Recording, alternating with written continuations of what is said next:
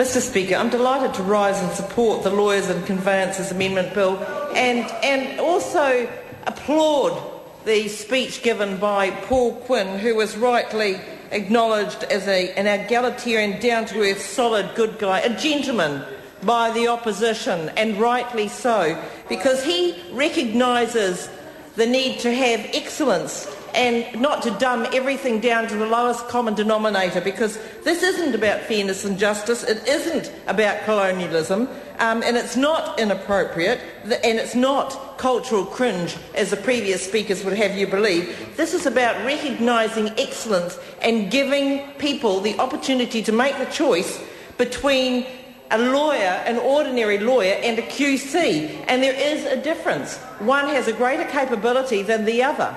It may not necessarily always be the case that a lawyer can't achieve what a QC will achieve. However, one can be certain that in just about every case that a Queen's Counsel will give you the outcome that you seek.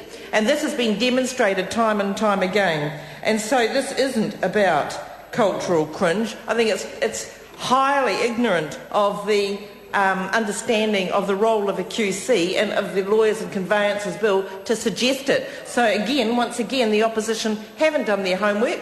At least the Green Party member did their homework and had some contribution to make which had some substance, but not so from the opposition. So can I say I'm delighted to see that we are recognising the excellence and the difference in between different standards of lawyers that we're able to engage if we want them to represent us. And I, for one, always say that if you want to win your case, you employ a QC. If you want it over and done with in as short a time frame as possible, you employ a QC. When I had some friends going to challenge the Council on a policy in a regional statement, for Environment Waikato, I suggested to them they employ a QC. They were of the same mind, and so they did. He came from Dunedin, and there were a number of submissions in favour of this particular policy, only one against. It happened to be mine. No surprises there. And the first thing he did, which was a surprise to me, he actually, because I never spoke to him until after the event, but he said the first thing he did was actually read the one submission opposing the statement rather than all those four. And he felt that the substance was in that, and he won the case. And so, once again, it just highlighted the capability of a QC rather than the risk that you might take if you employ an ordinary lawyer.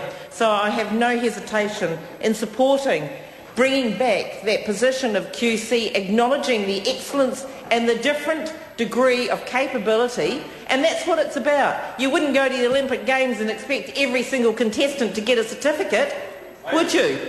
Oh, but no, Labour would. Yes, the opposition would. They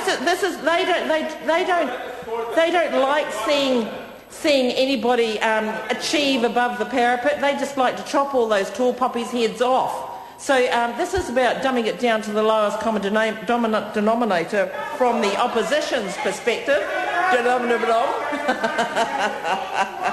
Oh, they don't like that, do they? But this is part of their legacy. This is a way in which they govern. So I am delighted to be supporting this bill. I call Jacinda